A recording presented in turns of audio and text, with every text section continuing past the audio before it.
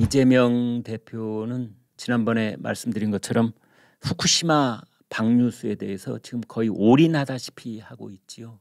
그동안 민주당이 혁신위원회를 만들지 않을 수 없었을 만큼 뭐 여러 가지 돈봉투, 코인, 뭐 혁신위 논란, 기타 등등이 있는데 또 뭐 거기 사법 처리되는 절차가 재판이 계속 진행 중에 있지 않습니까? 이거를 단 한 방으로 뒤집을 수 있는 건 친일몰이.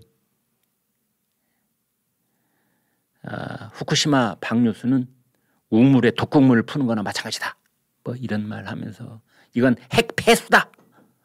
이제 그러면서 지금 뭐 서명운동 진행하고 있죠. 각 지구당별로 서명운동 이 수치 전부 다 점검하고 있죠. 그다음에 이재명은 부산, 인천 돌면서 이번에는 강릉에 갔습니다. 이제 바닷가만 주로 도는 거죠. 거기서 이제 불을 붙여가지고 전국을 이제 불바다로 만들려고 하는 그런 이제 전략을 지금 세우고 있는 겁니다. 오염수 문제가 있다는 주장을 억압한다고 그 문제 자체가 사라지겠느냐라는 말을 했다고 하네요. 강릉시 주문진, 강릉 바로 위에 주문진 있죠. 거기 가서 수산업 관계자들 간담회에서 그렇게 말을 했답니다. 일본 방류 행위가 해선 안 될 행위지만 통제할 수 없는 다른 나라의 일이다. 한국의 피해가 워낙 크기 때문에 명백하게 반대 의견을 표시해야 한다. 이런 말을 했습니다. 이제 그러자 그 사드 전자파의 환경 영향 평가 정부 측 6년 만에 최종 결론이 나왔잖아요. 전혀 해가 없다는 그런 해가 나왔는데 거기에 대해서 기자들이 물었습니다. 사드 전자파가 인체에 전혀 해롭지 않다. 결론이 나왔는데 어떻게 생각하느냐. 안전하다고 나왔으니 다행이다. 환경 영향 평가를 해야 한다는 것이 저희 입장이었다.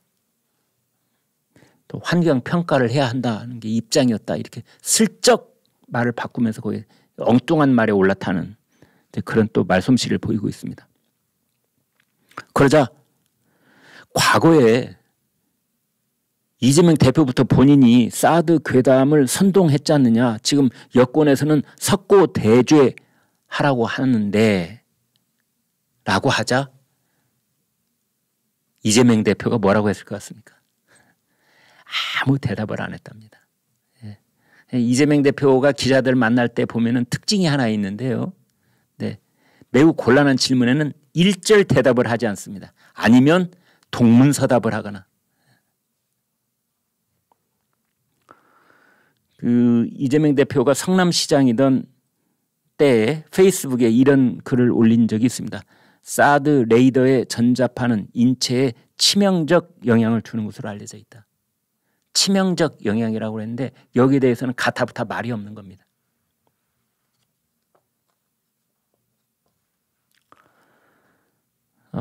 민주당이 말이죠. 여러분 깜짝 놀랄 만한 사실 하나 공유하겠습니다. 태평양에 있는 왜 인구 뭐 2, 3만 명에 불과한 나라부터 시작을 해가지고 이 태평양에 있는 이 섬나라가 18개 나라가 있는데요. 거기에 민주당이 오염수 방류에 공동 대응하자라는 편지를 냈답니다. 민주당 명의 공식 서한인 거죠. 공동 대응하자.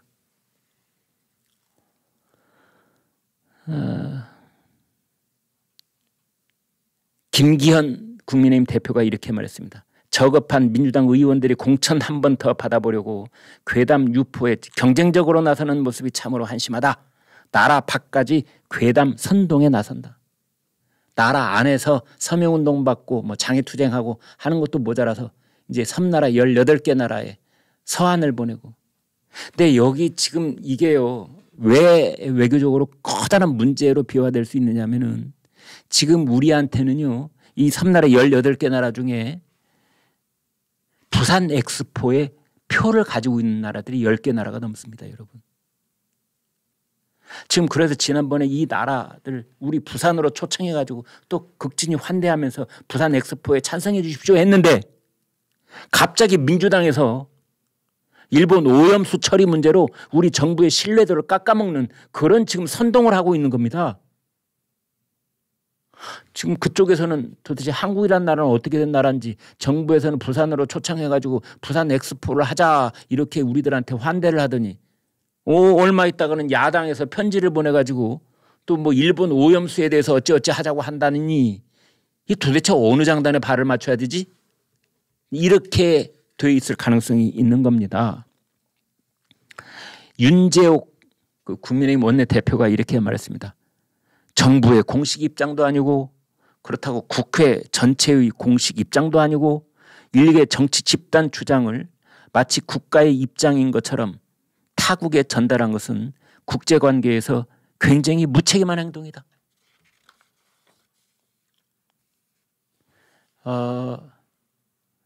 여러분 이건 이렇게 보셔야 된다고 저는 생각을 합니다. 이건 괴담과 과학의 싸움입니다. 괴담과 과학. 누가 이길까요? 괴담하고 과학이 싸우면. 당연히 장기적으로는 과학이 이기지요. 그런데 놀랍게도 단기적으로 괴담이 이길 경우가 너무 많았습니다. 광우병, 쇠고기, 사드, 참외, 후쿠시마 생선. 광우병, 쇠고기, 뇌송송 구멍 탁. 미국산 쇠고기를 먹느니 나는 차라리 청산가래를 입안에 털어넣겠어 했던 여배우. 그래서 그때 국내 쇠고기 시장을 쑥밭을 만들어놨죠. 지금 현재 미국산 쇠고기를 가장 많이 수입하는 나라가 대한민국입니다. 1년에 3조 600억 원어치. 메뚜기 떼가 잘 여문 옥수수밭을 황무지로 만들어 놓고 어디론가 떠나버리듯이 이런 괴담들은 단기적으로 쑥밭을 만들어 놓는 겁니다. 사드 때문에 성주에서 나는 참외가 다 튀겨진대. 사람 몸이 튀겨진대. 전 국민을 불안에 도가니에 몰아넣은 다음에 이제 환경영향평가 6년 만에 나왔잖아요. 문재인 정권에 손 놓고 있다가 땡. 나몰라라. 지금 이 후쿠시마 방류수 때문에 지금 국내 수산업자들 그 횟집 하시는 음식점 그 관계자들 지금 전전긍긍 뭐 이만저만 지금 마음 졸이는 게 아니지요. 어떻게 될까?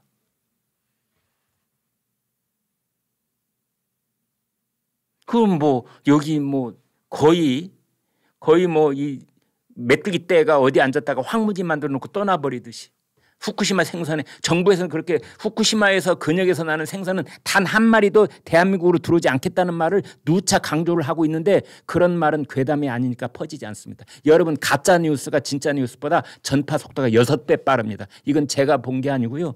이미 국제적으로 과학적인 평가를 다 나온 겁니다.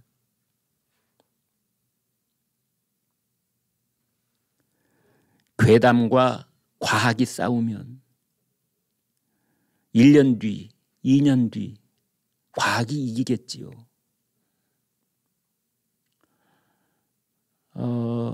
여러분 그 코로나가 처음 발생했을 때도요. 그 괴담 엄청 많았습니다. 엄청 많았습니다. 백신을 맞으면 아직도 미국에는 이런 괴담들 믿는 사람들이 백신을 맞으면 자폐증에 걸린다. 이제 이런 대표적인 괴담인 겁니다. 백신, 마스크 아무 효과 없어 이런 괴담들 미국에 굉장히 많았습니다. 그래서 미국에 이런 괴담이 많았기 때문에 그쪽에 사망자가 많은 겁니다. 인구 10만 명당 우리는 뭐 30명 정도인데 미국은 300명입니다. 우리보다 10배쯤 사망자가 많습니다. 인구 비례로 따졌을 때. 왜 그러느냐? 그 초창기에 이런 괴담들이 많았거든요. 지금 후쿠시마 생선 이런 것에 대해서도 이제 비슷한 이런 프레임이 지금 굴러가고 있는데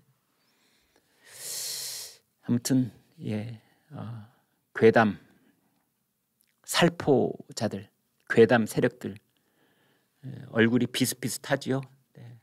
광우병 괴담했던 사람들이 사드 괴담도 그리고 어쩌면 후쿠시마 괴담도 지금 퍼뜨리고 있는지 모릅니다.